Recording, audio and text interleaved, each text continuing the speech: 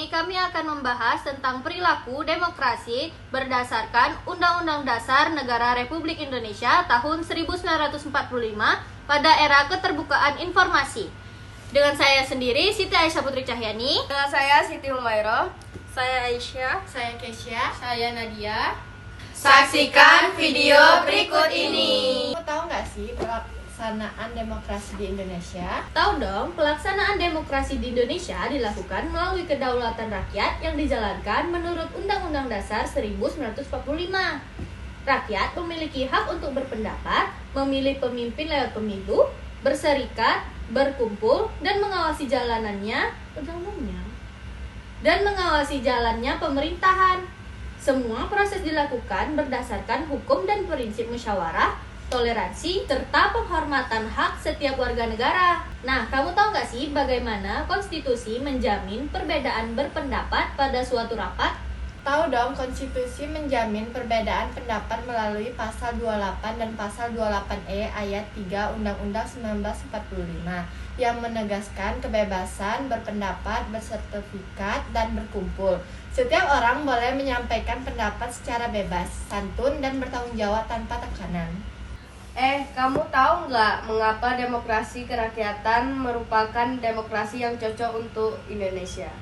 Tahu dong, karena Indonesia memiliki masyarakat yang beragam budaya, agama, dan suku, sehingga diperlukan sistem demokrasi yang menempatkan rakyat sebagai pemegang kedaulatan. Demokrasi kerakyatan sesuai dengan nilai Pancasila, mengutamakan musyawarah, persatuan, dan keadilan sosial sehingga stabil bagi bangsa yang majemuk. Menurut kamu bagaimana pemberlakuan demokrasi di Indonesia?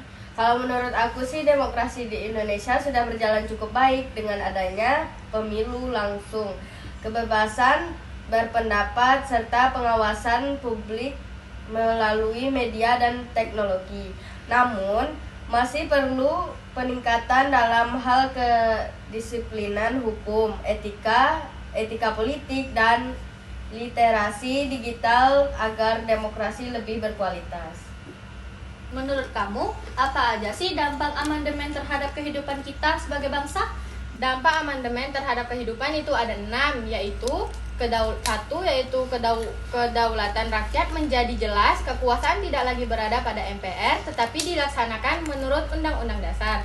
Yang kedua yaitu rule of law, ditegakkan semua warga untuk tunduk pada Undang-Undang Dasar sebagai hukum tertinggi. Yang ketiga yaitu lembaga negara menjadi lebih jelas fungsi dan pembagiannya. Keempat, rakyat dapat memilih presiden, wakil presiden, dan wakil rakyat secara langsung. 5, adanya sistem check and balance agar kekuasaan tidak disalahgunakan. Dan yang terakhir yaitu keenam, pelindungan HAM semakin kuat. Kamu tahu nggak syarat untuk dapat mengamandemenkan Undang-Undang 1945 itu apa?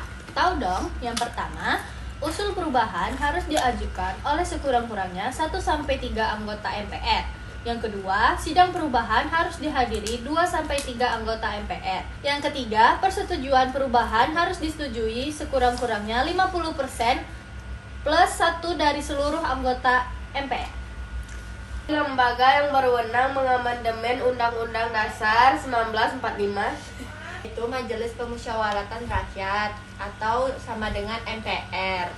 Terus kamu bisa nggak jelaskan periodisasi pelaksanaan Undang-Undang Dasar NRI 1945? Tahu dong, yang pertama Undang-Undang Dasar 1945 berlaku 18 Agustus 1945 sampai 27 Desember 1949.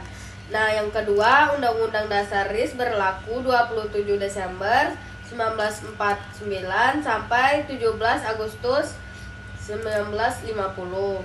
Nah, yang ketiga UUDS 1950 berlaku 17 Agustus 1950 sampai 5 Juli 1959.